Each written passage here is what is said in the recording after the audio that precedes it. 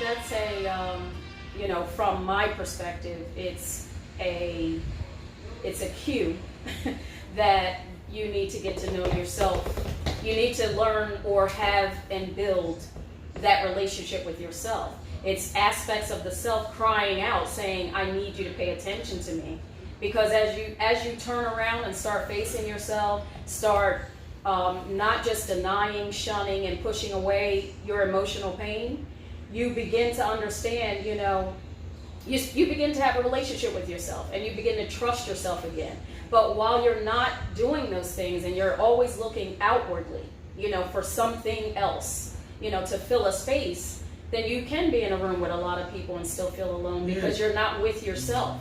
You have to be with yourself first in order to be able to be with others. Because they feel like they put on the mask. Exactly. And then that's not really. I don't feel like that. What I feel happens with women is like I went from being somebody's daughter to motherhood, then I'm somebody's wife, and so you get caught up in those titles or whatever. Like and the for me, expectations. yes, I think if I say it all the time, like the best thing about me is that I'm somebody's mother. Being a mother saved my life because I just know. That's for you. That's for me. Because I would say on the opposite end of the spectrum, my relationship with my husband grew because I let go of the expectation of husband. Right. Because when I first... Who be saying that all the time? Well, I say that all the time. I'll tell you that when I first got into and I didn't even know we was going to go here, but I love this. That's good. But when I first got into my marriage, I would say all the time, and it's coming from pre-programming of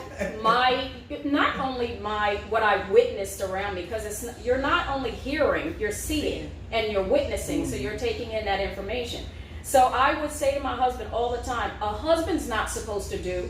That would be my, and he would be like, what are you talking about? Mm-hmm. Why do you keep saying that? And I'm looking at him like he got 5 heads because I'm like, what are you talking about? Like, you ain't supposed to do this, that, and the other. Yeah. And when I do say something and my husband challenges that, I don't just let it go over my head. The fact that he's challenging it at all makes me stop and pay attention. And why did he, you know, I might be upset while I'm hearing it, but the fact that he challenged what I said at all causes me to stop and pay attention, because for me, it's not just about me being right. Although it might be about that in the moment, but I started to go back and really pay attention. Why do I keep saying that? Well, for me, it turned out it was a protective mechanism. Because if I can control the outcome of this whole thing, because I'm telling you what your role is supposed to be and what my role is supposed to be, then I can control this outcome. You know what I mean? There's not a lot of room for what do you call it? It's just something to happen that I'm not prepared for. So, but in the root of that, for me, was fear. So I had to go back and look at where is the fear coming from. The fear is coming from me not answering a lot of my own questions, or the things that I might say, oh, you're supposed to do for me, like go get me some flowers or something like that. Turns out I could do for myself. So why am I expecting you to do it? And then when you don't do what I said you need to do, then I got a problem with you, because I've built this expectation about who you're supposed to be, when in actuality, if I probably would have laid out all the expectations, you couldn't have fulfilled them to begin with. Exactly. Because the expectations are for me to fulfill for myself. And as I'm building that relationship with and for, and don't get me wrong, it's not that a woman doesn't want to be pampered and loved and all of that, but that should come because the man wants to do it, not because I'm forcing you to or telling you that that's what you're supposed to do. So, you know, I began building a relationship with myself and having, you know, just building that relationship. And what I realized was I like me. I really enjoy myself. When I'm home alone, I use that as reading time. Like you said, I love to read. I'll you know, read audio. If I feel like I need something, I will express it to my husband. You know what I mean? We're in a relationship now that we are the best of friends. We'll go sit at Starbucks and chat for hours, or when I go pick him up from work, we'll sit in the car, and next thing you know, 2 hours went by. Because of the relationship I built with myself that now overflows into the relationship that we have. So, you know, I don't know where that came from, but What you said, like, from what I experienced with a lot of couples, is the communication barrier.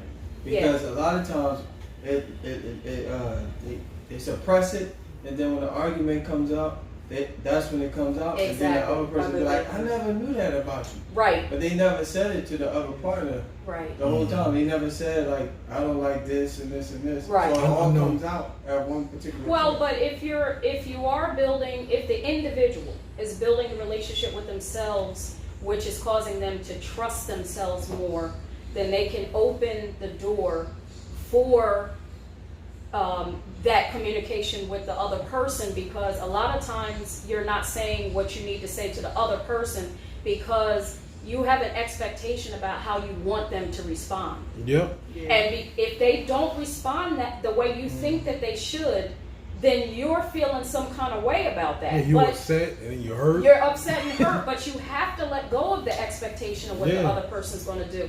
But the only way you can do that is through the relationship you built with yourself. So I can be present with you and have a conversation and not be thinking in my mind, what am I going to say to you? And I don't hear a darn thing you're saying anyway, because I'm trying to figure out what I'm going to say to you to combat what you said to me. So we're not really talking at all. You know what I mean? But the only way that can happen is because of the relationship you're building with yourself. So I can be present with you. So if you happen to say something to me that I don't like, because don't get me wrong, just because I trust myself don't mean you can say something and I might not like it. But I'm more able to deal with it and not feel like it's a reflection on me. Like, because you said something you're not personalizing it. Exactly. I don't have to take that personally, because I'm me. I'm standing in all of my being, all of my authority. So whatever it is going on with you, that's about you. And I might not like what you said, but that's about you. And then if it gets too hot, we can talk about this later.